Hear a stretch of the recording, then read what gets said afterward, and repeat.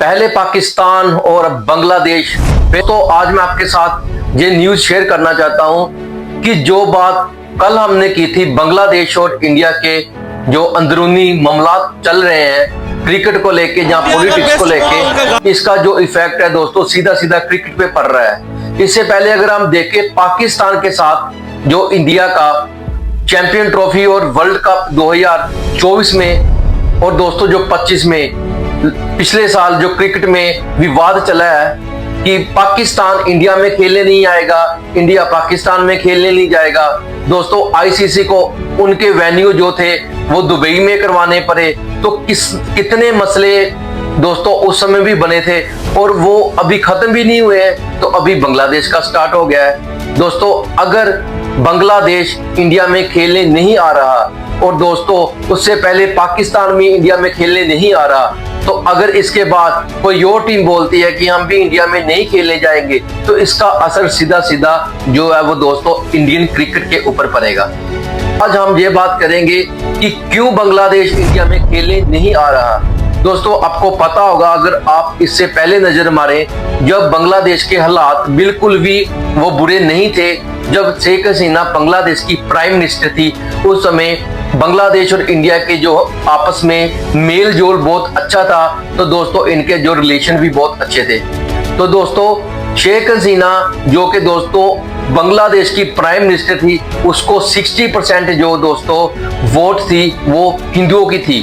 तो दोस्तों उसके कारण जो बांग्लादेश और इंडिया इनके आपस में रिलेशन बहुत अच्छे थे, क्योंकि नरेंद्र मोदी जैसे आपको पता है दोस्तों इंडिया का प्राइम मिनिस्टर है, वो दोस्तों हमेशा जिस भी कंट्री में हिंदू रहते हैं दोस्तों उस कंट्री के जो प्राइम मिनिस्टर है उनको सपोर्ट करता है। तो शेख हसीना और नरेंद्र मोदी के रिलेशन अच्छे होने के कारण पहले जो थे दोस्तों बांग्लादेश और इंडिया के रिलेशन बहुत अच्छे थे। और अभी आपको पता है जैसे ही शेख हसीना की जो पॉलिटिक्स की लाइफ बांग्लादेश से खत्म हुई है और नई जो पॉलिटिक्स बांग्लादेश में आई है, उसके बाद दोस्तों हिंदुओं के साथ बांग्लादेश में क्या हुआ और बांग्लादेश में वो सब होने के बाद इंडिया के लोगों ने उस पर क्या रिएक्शन किया, उसका सीधा सीधा जो इफेक्ट था दोस्तों वो हमारे आईपीएल के ऊपर आया। और दोस्तों आईपीएल के ऊपर उसका इफेक्ट आने के बाद अब ये इफेक्ट T20 वर्ल्ड कप 2026 के ऊपर आया है। सबसे पहले अगर हम नजर मारें तो दोस्तों जब बांग्लादेश में लास्ट 2 मंथ में हुआ है दोस्तों हिंदुओं के साथ, आपको सारी न्यूज अगर नहीं पता तो एक बार आप गूगल पर सर्च कर सकते हैं कैसे एक बंदे को जिंदा जला दिया गया।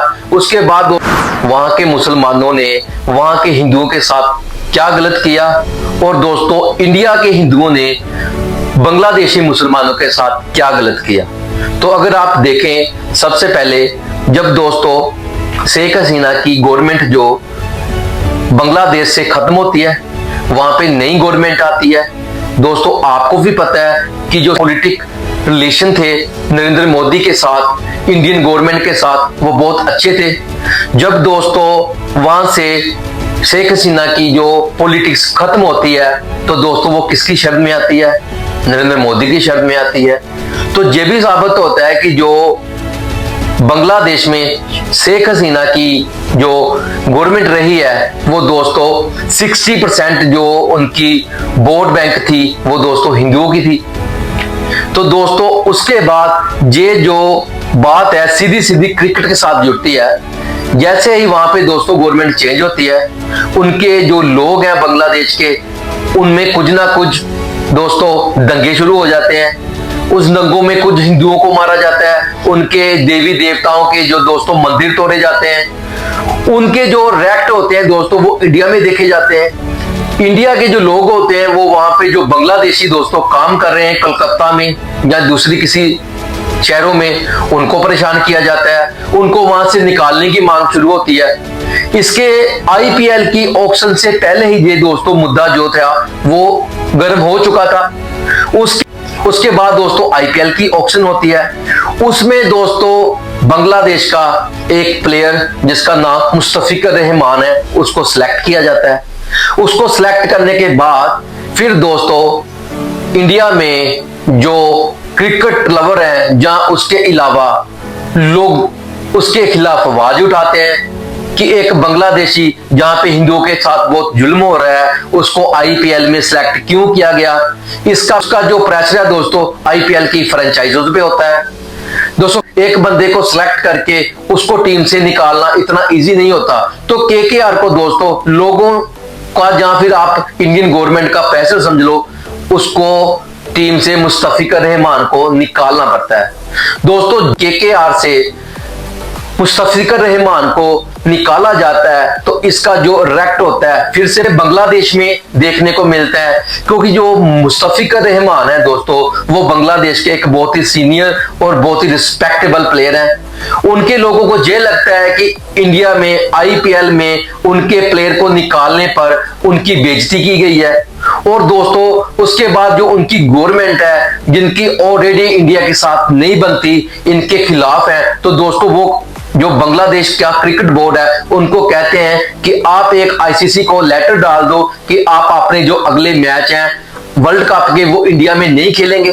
तो आईसीसी दोस्तों मैं आपको बताता जाऊं कि ये सारी टीमों का एक जो मेन हेड होता है जो सारी टीमों को हैंडल करता है, उनके जो मैचेस होते हैं उनके जो वेन्यूज होते हैं उनको रेडी करता है। तो दोस्तों बांग्लादेश की जो बीसीबी यानी कि जो बांग्लादेश क्रिकेट बोर्ड है वो आईसीसी को एक लेटर डालता है और उसको कहता है कि हमारी जो प्लेयर है, हमारी टीम जो है वो इंडिया में जाके खेलने में रिस्क है, इसलिए उनके जो मैच हैं वो इंडिया की बजाय अगर श्रीलंका में हो जाए तो उनके जो प्लेयर हैं वो खुद को सेफ फील करेंगे।